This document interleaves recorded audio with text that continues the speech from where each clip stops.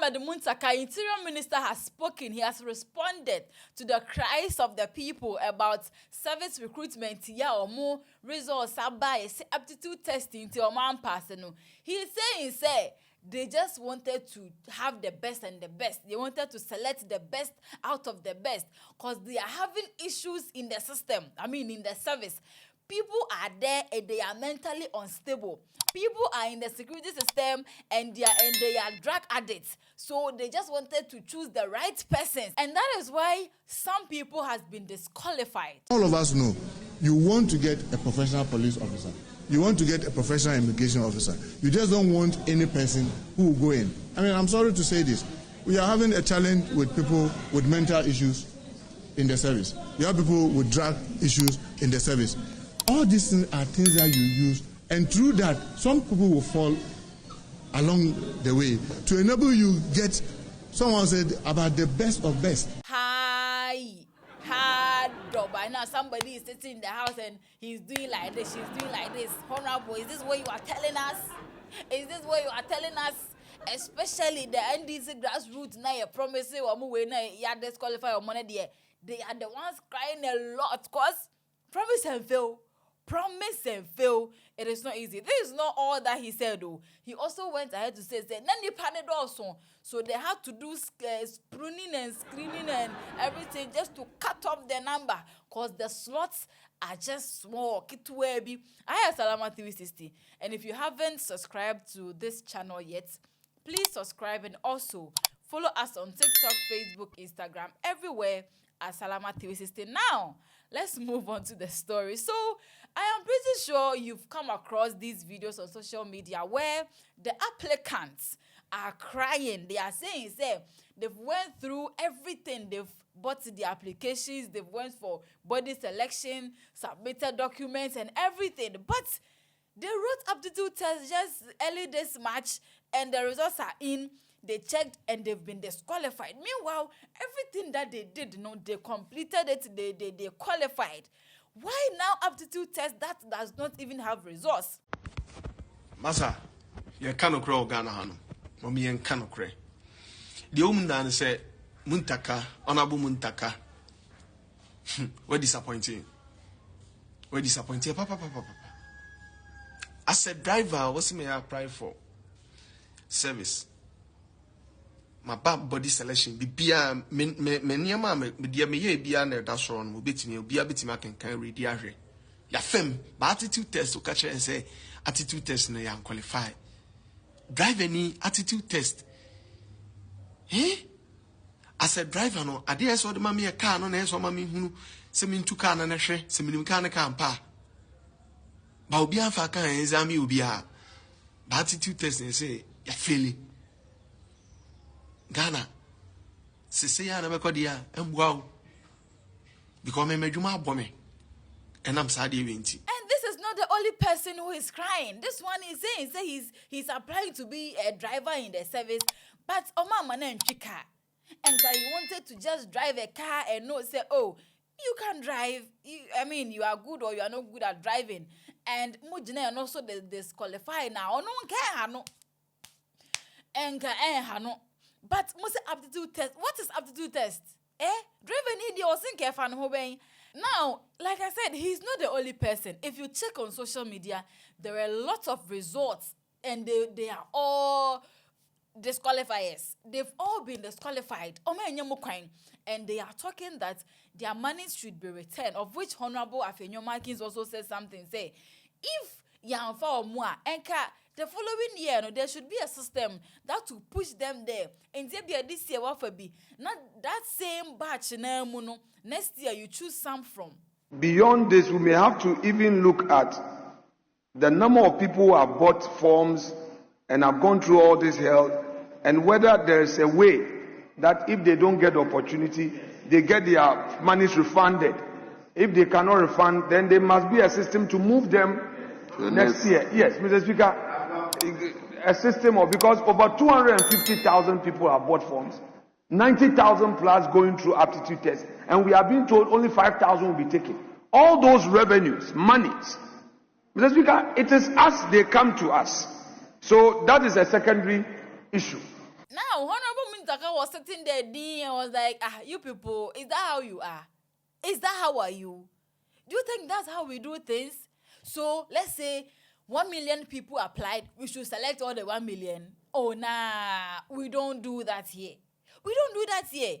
Right now, the first thing he said was that in the service, right now they are dealing with security personnel or service personnel that are mentally unstable. Their mind like this, it doesn't work. There are people in there that are drug addicts. Drugs, shit. They are dealing with all these people, so they don't want to add. They don't want to add other people that will come and be drug addicts or that. The obitiface, so they don't want to add these people. They just wanted to select the best. All of us know you want to get a professional police officer. You want to get a professional immigration officer. You just don't want any person who will go in. I mean, I'm sorry to say this. We are having a challenge with people with mental issues in the service. You have people with drug issues in the service. All these things are things that you use, and through that, some people will fall along the way to enable you get, someone said, about the best of best. And Canada and Canada no. They were Canada and Canada, but the issue is they sold out more applications than they were supposed to. Because he himself says that the people that applied are over 500,000. 500,000 Ghanaians. Over, not even like half, over 500,000 Ghanaians. And they apply here to become security personnel. And the slots they had, so looking at the number and looking at the slots available, they just couldn't pick everybody. And that is why most were disqualified. And this is very important. There was a total of 506,618 applicants. Over 500,000 Ghanaians youth were urging to be able to join our security service. This is an excellent thing. People who want to come forward and be able to serve their country, which is a very good thing. But as all of us know, out of these over 500,000, there was over 130,000 applicants to the police alone. And let me say this, the current police strength we have today, from the IGP to the last constable, is 49,000. The total police force we have is 49,000. Yet we had 130,000 young people wanting to join the service. As you know, we are under an IMF program, and knowing also the economic challenges that we inherited, and being the first recruitment that we'll be doing, the economy can only bring in 2,500 more police. 2,500. I mean, other ranks, and then 500 cadets. So when you put that, that's just about 3,000. Meanwhile, we have 130,000 that are opting to join the police. With the Ghana Immigration Service, by the time we close the portal, to our utmost shock, there were more applicants to the Ghana Immigration Service than even the Ghana Police. The total of over 180,000 young men wanted to join the Ghana Immigration Service. But the interesting thing is that today, the Ghana Immigration Service, the strength from the Comptroller General to the last officer at immigration stands as 18,300. Less than 20,000. Yet you have 180,000 opting to join.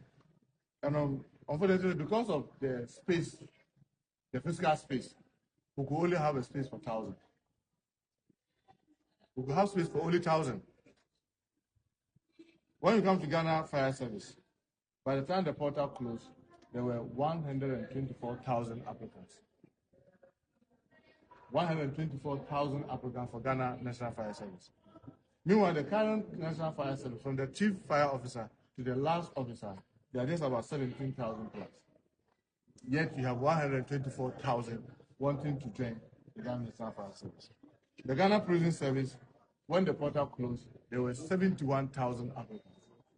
The Ghana Prison Service, as we speak today, they are trying to test a little over 14,000. So just suppose their strength now, as against the number who wants to come. In the case of the Ghana Prison Service, the space could only accommodate 500. So the total space we have to be able to recruit in this first phase, and my emphasis, first phase of the recruitment process, is only 5,000. And yet you have over 500,000 Ghanaians who want to join. So I ask everybody, well, we have body selection, we have documentation.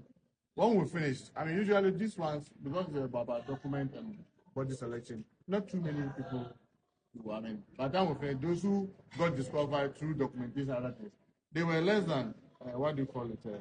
They were less than 30,000.